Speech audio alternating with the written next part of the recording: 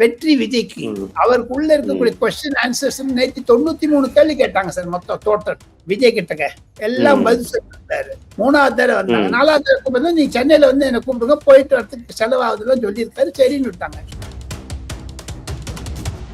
93 கேள்வி கேட்டிருக்காங்க. 2 DSP officers 2 பேர் இருக்காங்க. 4-5 கேமரால வீடியோ ரெக்கார்ட் பண்ணாங்க சார். 2 சைடுல ஷார்ட் ஹேண்ட்ல எடுத்திருந்தாங்க. ஒவ்வொரு கேள்விக்கும் பதில் கொடுத்தா கைது போட்டாங்க. அந்த 2 டிஎஸ்பி ஆபீசர்ஸ் எல்லாம் சேர்ந்துட்டு ஃபைனலா கன்க்ளூட் பண்ணுச்சு, இனிமேல் வர வேண்டிய அவசியம் இருக்காதுன்னு நினைக்கிறேன். காரணம், செந்தில் பாலாஜி குறுக்கு விசாரணை செய்ய இருக்கிறார்கள். நாளைக்கு செந்தில் பாலாஜி கைதானாலும் ஆகலாம். இந்த மாசம் கடைசியில சார்ஜ் ஷீட் ஃபைல் பண்ண போறாங்க.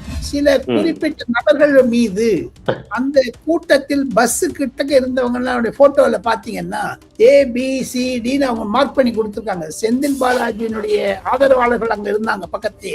அந்த குழப்பத்தை உண்டாக்கியது அவர்கள் தானா என்று விசாரணை மூலம் தெரிந்து கொள்ள வேண்டும் என்று CBI அணுகிறது. காரணம், சுப்ரீம் கோர்ட்டுக்கு அவன் ரிப்போர்ட் கொடுத்தாலும் 29ஆம் தேதி மார்ச் மாசம் 10 ரூபா பாலாஜின்னு போது 8:32 அந்த பாட்டு பாடுறாருங்க.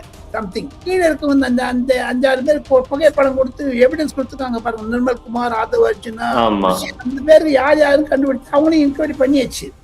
அவங்களுடைய வாக்குமூலம் மூலமாகத்தான் செந்தில் பாலாஜியை கனெக்ட் பண்ண போறாங்க. சுப்ரீம் கோர்ட்டினுடைய ஆணைப்படி விஜயினுடைய ஆதாரங்கள் படித்து குடித்து கண்டிப்பாக விஜய் வந்து பெருசு பண்ணுவாங்க. நிச்சயம் பார்த்துட்டு விஜய் ஒரு பக்கம், எதிர்பக்கத்து தமிழக அரசாங்கமும் செந்தில் பாலாஜியும் இணைத்திருக்காங்க CBIல. என்ன தமிழக அதிகாரிகளை கேட்டுட்டாங்க, செந்தில் பாலாஜி லாஸ்ட், ஏன் டெல்லி கூப்பிடல?